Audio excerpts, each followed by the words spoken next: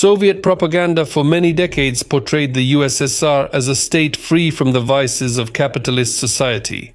Brainwashed people sincerely believed that such serious social problems as corruption, drug addiction, and prostitution existed only in the damned, decaying West. But in the USSR, everything was completely different. Here, social justice and collective interests always stand above personal gain. However, behind such a painted facade, there was a deceitful and extremely rotten reality.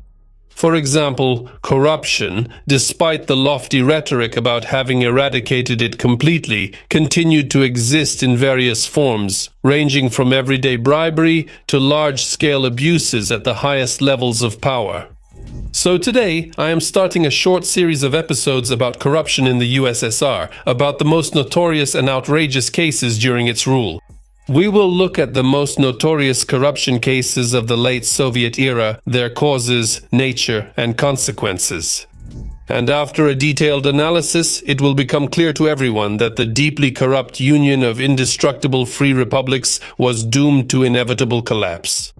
I'm Semyon, and this is Mega Show TV. Let's start.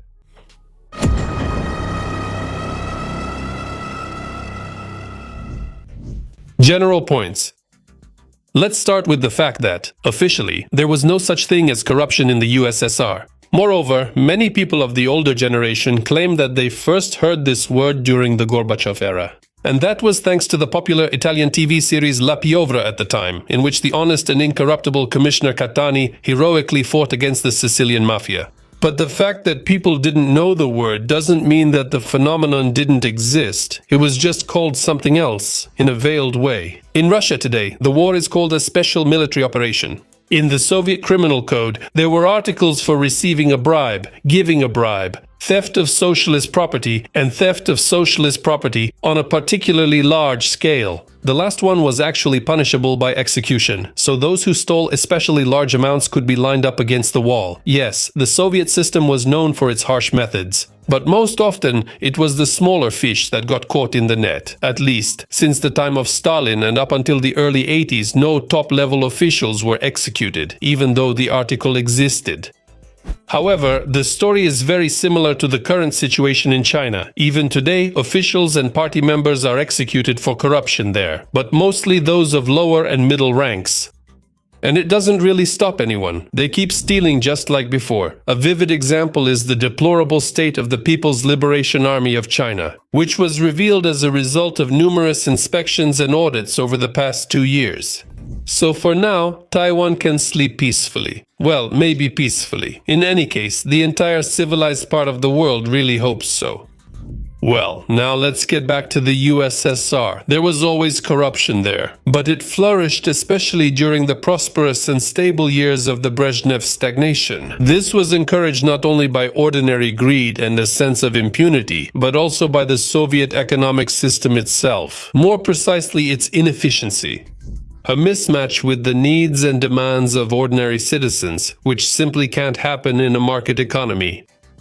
A well-known principle of the heavily militarized Soviet system, better to be without pants than without tanks, and also chronic mismanagement and negligence.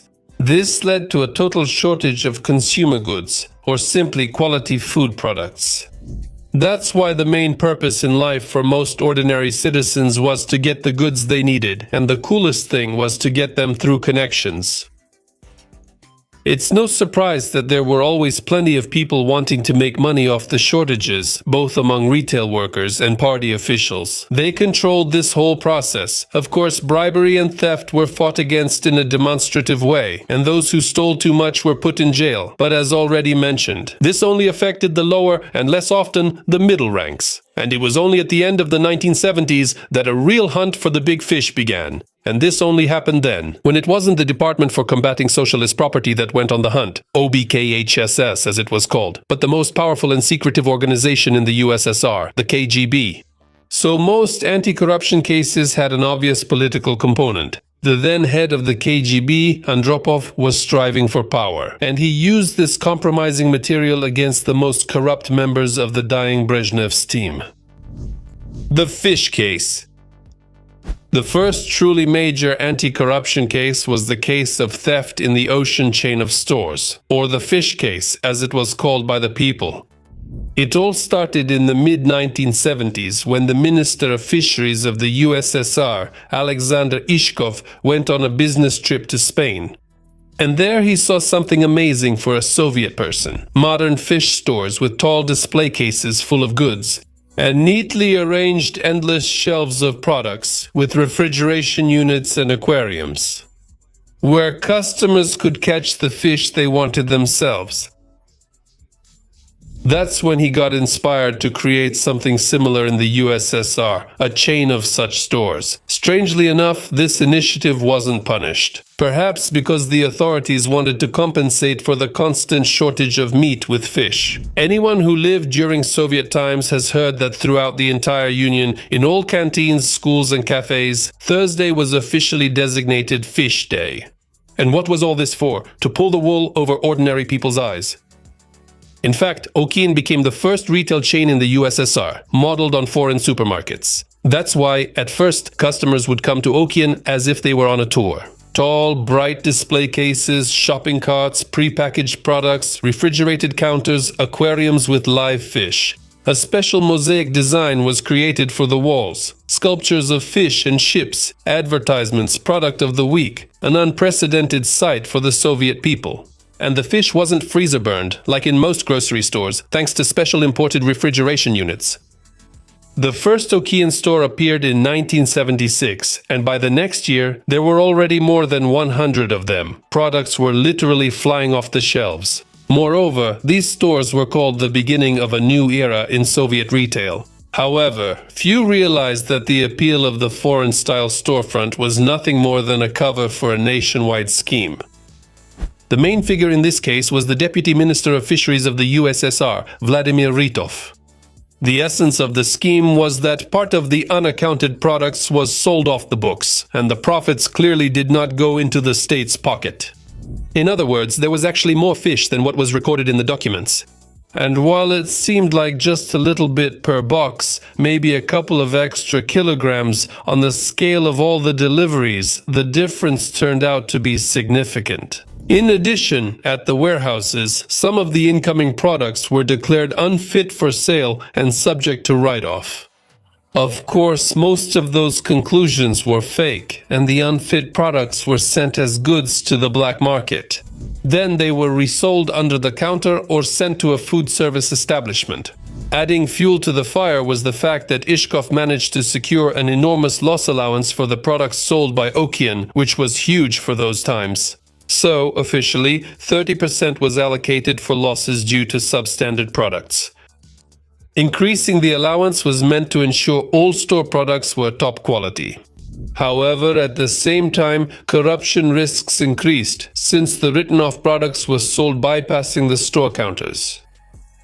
And the highlight of the fish business was the caviar scheme. Red and especially black caviar was an unimaginable luxury for the average Soviet person.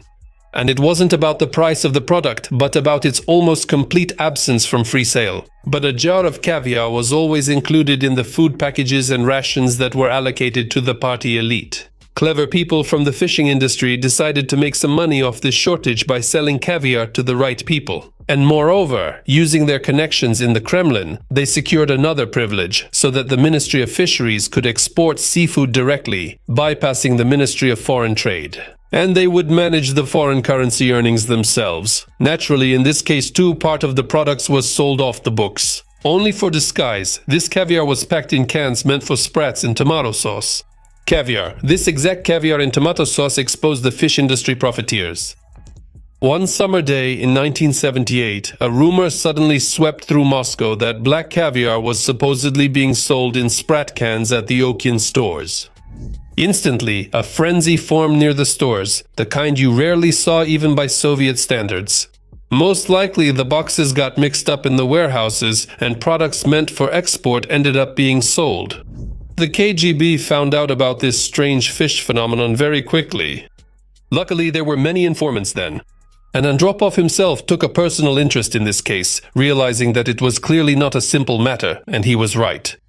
A specially formed investigative group uncovered embezzlement on a particularly large scale, smuggling, bribery of officials, and possession of foreign currency, which in Soviet times was also a very serious crime.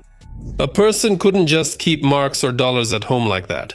Only rubles. That's what Soviet reality was like.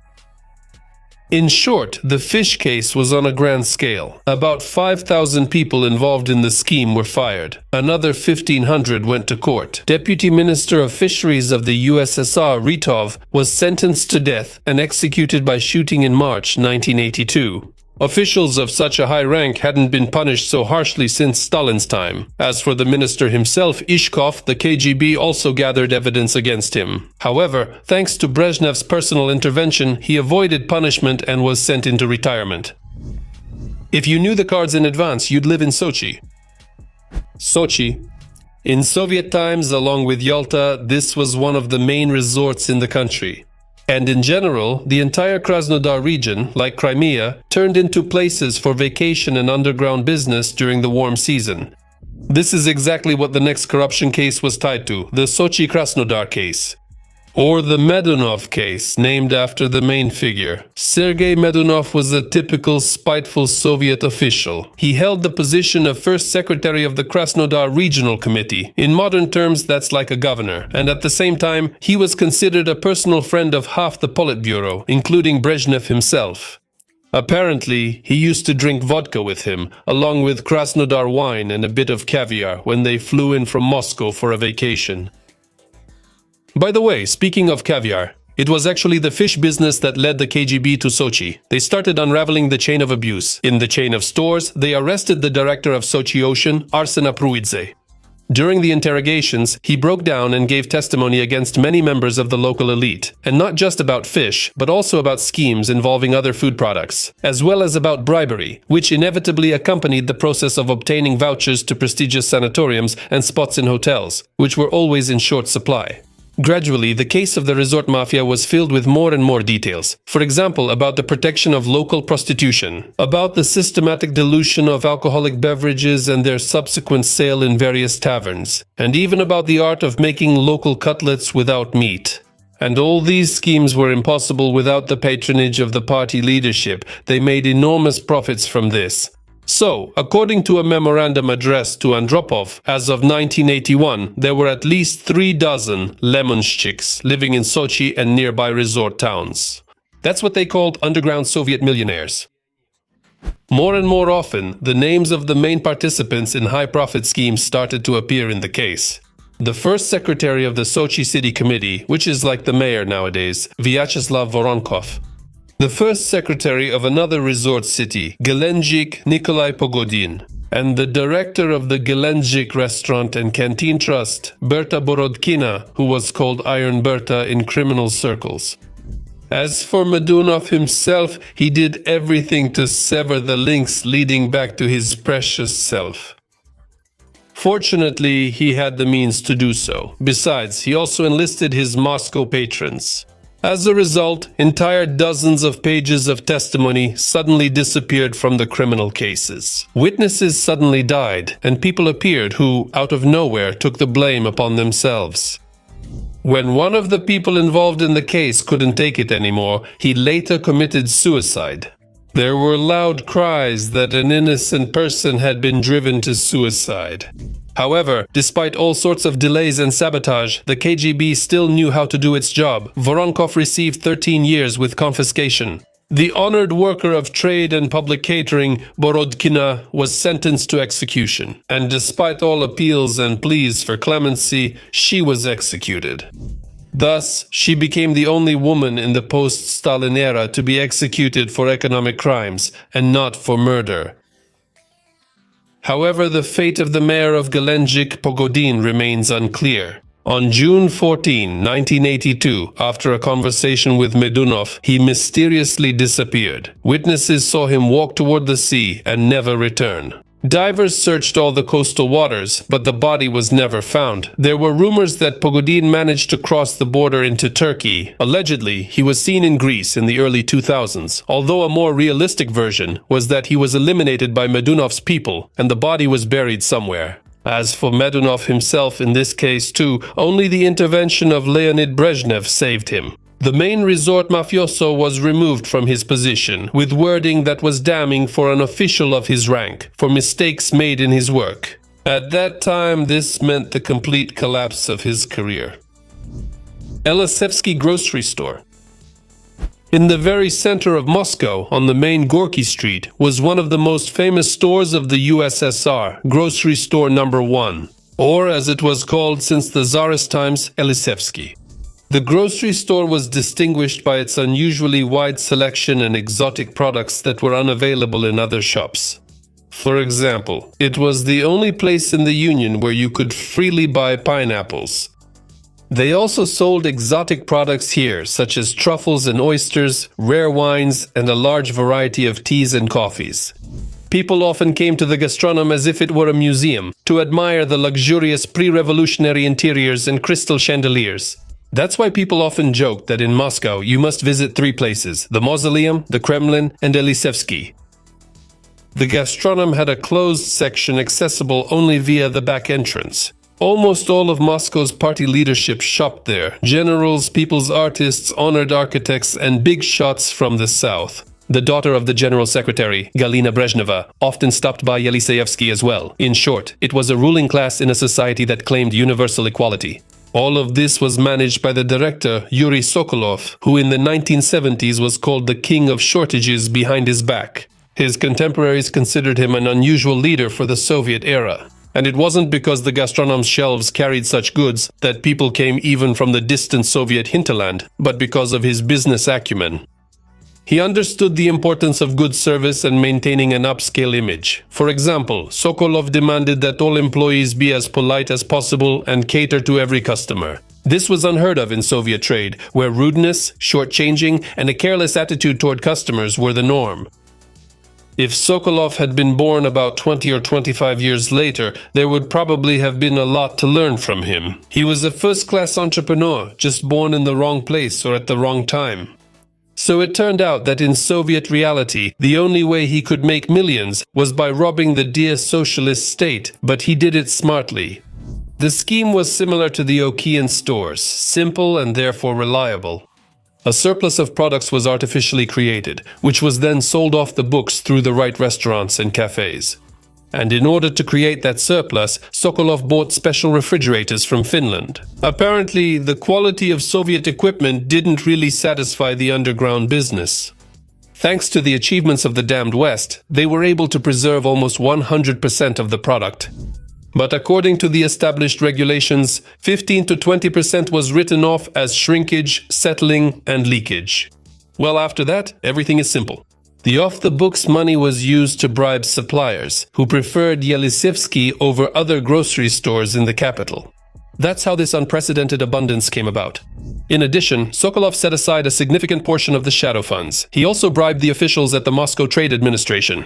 Otherwise, it was impossible to work in trade. If you didn't pay on time, you would quickly lose your position as the grocery store director. There were always plenty of people who wanted to get such a lucrative position. And of course, he didn't forget about himself either. He even bought himself a Mercedes, and that was at a time when there were no more than a dozen German cars in all of Moscow. For example, Vladimir Vysotsky had his own Mercedes. Starting around the middle of 1982, the KGB began wiretapping and surveillance on Sokolov. They secretly equipped his office with microphones and video cameras. As a result, facts were uncovered showing that his subordinates were handing him money in envelopes. On this basis, in October, he, as well as a number of his subordinates, were arrested on charges of large-scale theft of food products and bribery. At first, Sokolov, as expected, denied everything, counting on the help of his influential patrons. But soon Brezhnev died, and most of the capital's big shots kept a low profile, fearing the new general secretary. Realizing that he had been left to his fate, the former director of Eliseevsky began to testify against many powerful people. More than 15,000 trade workers and almost 200 officials of various ranks were prosecuted. Most likely, Sokolov was promised leniency from the court in exchange for revealing the embezzlement schemes and the names of those who received the bribes. But things didn't turn out as expected. In 1984, he was sentenced to death, and on December 14, he was executed by firing squad. Apparently, too many high-ranking individuals wanted Sokolov to be silenced forever. The mafia remains the mafia, even the Soviet one. And this is just the beginning. The exposure of these schemes was only the first in a series of corruption cases. More revelations lie ahead. In the next video, you will learn about even more high-profile and large-scale cases of corruption in the USSR. These cases had serious consequences of a purely political nature, and in fact, they undermined the trust of millions of naive and honest citizens in the integrity and infallibility of the Soviet system. A system that, in essence, created a fertile environment for the development of bribery, abuse, embezzlement, and corruption. Therefore, it can be stated with full confidence that corruption in the USSR was not just a result of human weaknesses, but also a product of the system itself. It was based on excessive centralization, resource shortages, and nepotism, despite the Soviet state's official intolerance toward corruption. In reality, it permeated all levels of society, from everyday life to the highest echelons of power, and everyone had to pay a bribe. There was no other way. Just like in ancient Tsarist times, if you don't grease the wheels, you won't get anywhere. That's all from me. See you next episode. Bye.